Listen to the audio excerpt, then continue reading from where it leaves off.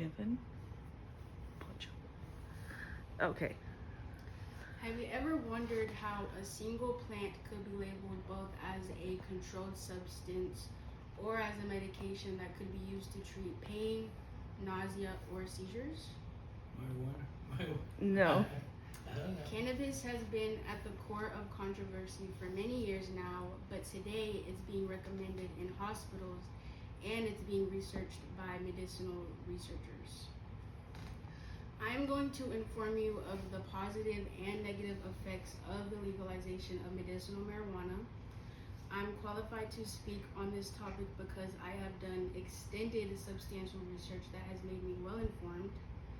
I would do this by educating you on medicinal marijuana's aid to manage the symptoms of chronic illness, its capability to serve as an alternative to higher risk medications, the risk of dependency and misuse, and its effect on brain and memory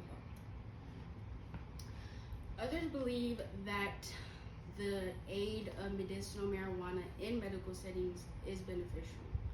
My first point is that it has been utilized in medicinal settings to support the symptoms of chronic illnesses. According to Robert J. Trait in a 2025 +1 study, patients using medicinal marijuana have reported lasting relief from pain, sleep issues, and fatigue. These benefits have shown across numerous chronic diseases. For many people struggling with long-term health conditions, marijuana has offered relief when other medications have failed to do so. My second point is that cannabis can serve as a safer alternative to higher risk medications. UB Now journalist Aditi Kaur reported in 2025 that states with medicinal cannabis laws have reported fewer opioid prescriptions being purchased. This suggests that cannabis can serve as a safer alternative to higher risk medications like opioids, for example. This gives doctors and patients another option. So if you are somebody that is suffering from chronic pain and you have been prescribed some sort of pain medication and you feel like it's just not doing what it's supposed to do, other people in that same predicament have resulted to indulging in cannabis use and they have reported great progress with it. So that's another option. I have now informed you of the positive effects of the legalization of medicinal marijuana, so now I am going to move on to the concerns. My third point is the risk of dependency and misuse. The Mayo Clinic gave notice in 2025 that patients can become dependent on marijuana for daily functioning, and research shows that the long-term use of it can increase the risk of addiction.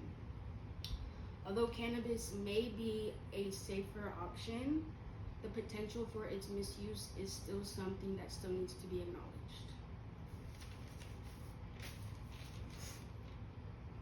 My fourth point is that marijuana is linked to memory and brain health.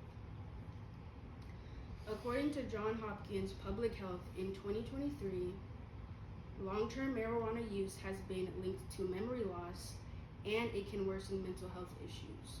So if you are somebody that suffers from psychosis or schizophrenia, the use of or indulging in cannabis is probably not the best use of self-soothing just because it already has a very strong psychological effect.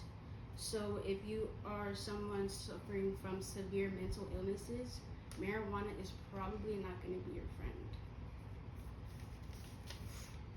In closing, I have informed you of medicinal marijuana's aid to support the symptoms of chronic illnesses, its capability to serve as an alternative to higher risk medications, the risk of dependency and misuse, and its effect on memory and brain health. And that is all I have today, and thank you for listening.